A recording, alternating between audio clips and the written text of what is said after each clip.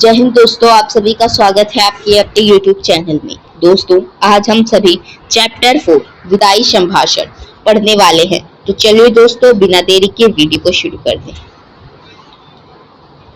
पाठ्य पुस्तक के प्रश्न अभ्यास पाठ के साथ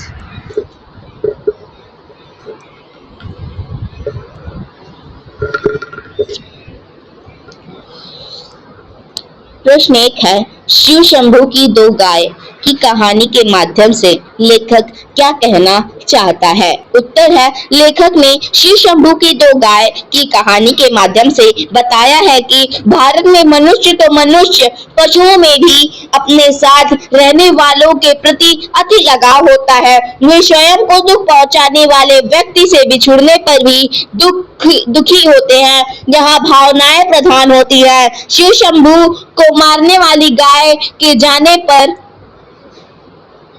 दुर्बल गाय ने चारा नहीं खाया। यहाँ बिछुड़ते समय बैर भाव को भुला दिया जाता है। विदाई का समय करुणा उत्पन्न करने वाला होता है। प्रश्न नंबर 2 है, 8 करोड़ प्रजा की गिरना ने विच्छेद न करने की प्रार्थना पर आपने जरा भी ध्यान नहीं दिया। यहाँ किस ऐतिहासिक घटना की ओर संकेत किया गया है। उत्तर है, लेखक ने बंगाल के विभाजन की ऐतिहासिक घटना की ओर संकेत किया है। लॉर्ड कर्जन 2 बार भारत के वायसराय बने। उन्होंने भारत में ब्रिटिश राज मजबूती के लिए कार्य किया। भारत में राष्ट्रवादी भावनाओं को कुचलने के लिए उनसे बंगाल का विभाजन किया। करोड़ों लोगों ने उनसे यह विभाजन रद्द करने के लिए प्रार्थना की, परंतु उन्होंने उनकी एक भी ना सुनी। वे नादिर शाह से भी बड़े आगे निकले। प्रश्न नंबर 3 है, कर्जन को इस्तीफा क्यों देना पड़ गया। उत्तर है, कर्जन द्वारा इस्तीफा देने के लिए निम्नलिखित कारण थे। कर्जन ने बंगाल विभाजन लागू किया। इसके विरोध में सारा देश खड़ा हो गया। कर्जन द्वारा राष्ट्रीय ताकतों को खत्म करने का प्रयास विफल हो गया। उल्टे ब्रिटिश शासन की जड़ें हिल गई। कर्जन इंग्लैंड में एक फौजी अफसर को इच्छित पद पर नियुक्त करवाना चाहता था। उसकी सिफारिश को नहीं माना गया। उसने इस्तीफा की धमकी से काम करवाना चाहा, परंतु ब्रिटिश सरकार ने उसका इस्तीफा ही मंजूर कर लिया। प्रश्न नंबर 4, विचारिए तो क्या शासन आपकी इस देश में थी और अब क्यों हो गई। कितने ऊंचे होकर आप कितने नीचे गिरे। आशय स्पष्ट कीजिए। उत्तर है, यह कथन लेखक द्वारा लॉर्ड कर्जन को संबोधित करते हुए कहा गया उस समय जबकि काउंसिल में मनपसंद सदस्यों को नियुक्ति करवाने के मुद्दे पर लॉर्ड अपनी अपमानित होना पड़ा। लेखक याद दिला रहे थे कि आपको भारत में बादशाह के बराबर सोने की कुर्सी मिली, आपको सबसे ऊंचा ओहदा मिला, आपकी सवारी सबसे ऊंची निकलती थी, और कैसी विडंबना है कि आज आप इंग्लैंड में मान पा सके, न ही भारत में उस पद पर रह सके। कहने का तात्पर्य यह है कि जिनका हुक्म बनाने के लिए आप भारतीय जनता का शोषण करते थे, आज उन्होंने ही आपको ठुकरा दिया। आपका मान सम्मान सब मिट्टी में मिल गया। लेखक चाहता है कि कर्जन सोच कर देखे कि अकारण हमारे हितों को कुचलकर हमारे देश को काटकर आज उसे क्या हासिल हुआ। प्रश्न नंबर 5, आपको और यहाँ के निवासियों के बीच में कोई तीसरी शक्ति और भी है है यहाँ तीसरी शक्ति किसे कहा गया? उत्तर, यहाँ तीसरी शक्ति का अभिप्राय है कि ब्रिटिश शासकों से था। इंग्लैंड में रानी विक्टोरिया का राज था। उन्हें के आदेश का पालन वायसराय करता था। वहां ब्रिटिश हितों की रक्षा करता था। कर्जन की नियुक्ति भी इन्हीं उद्देश्यों की पूर्ति करने के लिए की गई थी। जब ब्रिटिश शासकों को लगा कि कर्जन ब्रिटिश शासकों के हित नहीं बचा पा रहे हैं तो उन्हें उसे हटा दिया। उस समय कर्जन को भारत छोड़ने की आशा नहीं थी। पाठ के आसपास प्रश्न 1, पाठ का अंश शिव शंभू के चिट्ठे से लिया गया है। शिव शंभू का नाम की चर्चा पाठ में भी हुई है। बालमुकुंद गुप्त ने इस नाम का उपयोग क्यों किया होगा? उत्तर, शिव शंभू एक काल्पनिक पात्र है जो भाग के नशे में डूबा रहता है तथा खरी खरी बात कहता है। यहाँ पात्र अंग्रेजों की कुनीतियां का पर्दाफाश करता है। लेखकों ने इस नाम का उपयोग सरकारी कानून के कारण किया है। कर्जन ने प्रेस की अभिव्यक्ति पर प्रतिबंध लगा दिया था। वहाँ निरंकुश शासक था।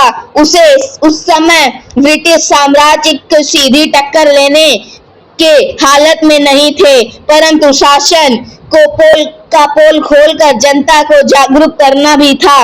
अतः काल्पनिक पात्रों के जरिए इतनी इच्छानुसार बातें कहवाई जाती हैं। प्रश्न नंबर 2, नादिर से भी बढ़कर आप जिद्दी हैं। कर्जन के इस संदर्भ में क्या आपको यह बात सही लगती है? पक्ष या विपक्ष तर्क दीजिए। उत्तर, कर्जन के संदर्भ में यह बात बिल्कुल सही है। नादिर शाह निरंकुश शासक था। जरा भी सी बात पर दिल्ली के कत्लेआम करवाया, परंतु ऑफिस जहां ने गले में तलवार डालकर उसके आगे समर्पण कर कत्लेआम रोकने की प्रार्थना की तो तुरंत उससे रोक दिया गया। कर्जन ने बंगाल विभाजन कर दिया। 8 करोड़ भारतीयों के बार बार विनती करने पर, परंतु उसने जिद नहीं छोड़ी। इस संदर्भ में कर्जन की जिद नादिर शाह से बड़ा है। उसने जनहित की उपेक्षा की। प्रश्न नंबर 3, क्या आंख बंद करके मनमाने हुक्म चलाना और किसी की कुछ न सुनने का नाम ही शासन है? इन पंक्तियों को ध्यान में रखते हुए शासन क्या है, इस पर चर्चा कीजिए। उत्तर, शासन का अर्थ है सुव्यवस्था या प्रबंध। यहाँ प्रबंध जनता के हितों के अनुसार होना चाहिए। कोई भी शासक अपनी इच्छा से शासन नहीं कर सकता। जिद्दी शासक के कारण जनता दुखी रहती है और उसके खिलाफ खड़ी हो जाती है। शासक को सभी वर्गों के अनुसार काम करना होता है। प्रजा को भी अपनी बातें कहने का हक होता है। यदि शासन में कोई परिवर्तन करना भी होता है तो उसमें प्रजा की सहमति होनी चाहिए। प्रश्न नंबर 4, इस पाठ में आए आलिफ लैले अलाउद्दीन, अब्दुल हसन और बगदाद के खलीफा के बारे में सूचना एकत्र कीजिए और कक्षा में चर्चा कीजिए। उत्तर, परीक्षा उपयोगी नहीं है, गौर करने की बात है। इससे आपको जाना भी परंपरा से चला कुछ अलग अलग नहीं, तथापि अपने शासनकाल का नाटक घोर दुखांत है और अधिक आश्चर्य की बात है यह दर्शक तो क्या स्वयं सूत्रधारा भी नहीं जानता था कि उसने खेल सुखांत समझकर खेल आरंभ किया और दुखांत हो जाएगा। ख यहाँ प्रजा अपनी जिद का फल यही देख लिया। उसने देख लिया कि अपनी जिस जिद ने इस देश की प्रजा को पीड़ित किया है आपको भी उसने कम पीड़ा ना दी, यहाँ तक कि आपका स्वयं उसका शिकार हो गए। भाषा की बात। प्रश्न नंबर 1, वे दिन रात यही मानते थे कि जल्दी श्रीमान यहाँ से पधारें। सामान्य तौर पर आने के लिए पधारे शब्द इस्तेमाल किए जाते हैं। यहाँ पधारे शब्द का अर्थ है उत्तर। यहाँ पधारे शब्द का अर्थ है चले जाएं।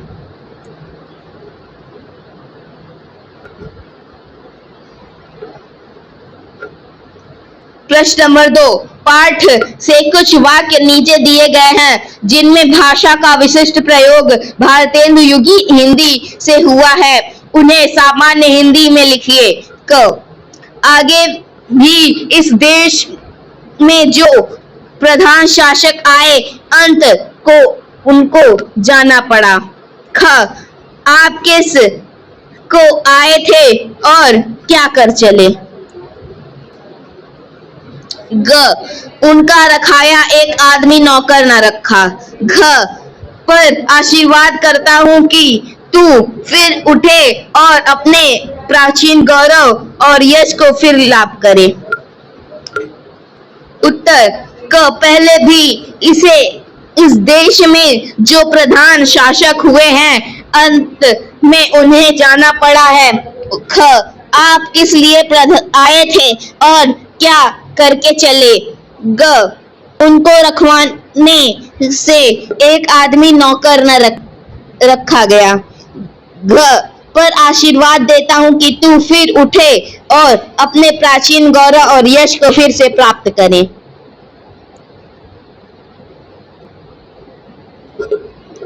नोट पहला, केसर रोमन तानाशाह जूलियस सीजर के नाम से बना यह शब्द जो तानाशाह जर्मन शासकों 962 से 1876 तक के लिए प्रयोग होता था।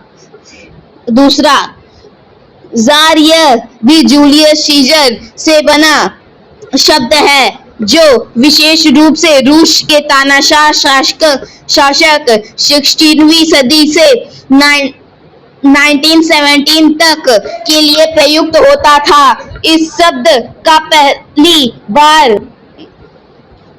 बुल्गारियन शासक 913 में के लिए प्रयोग हुआ था।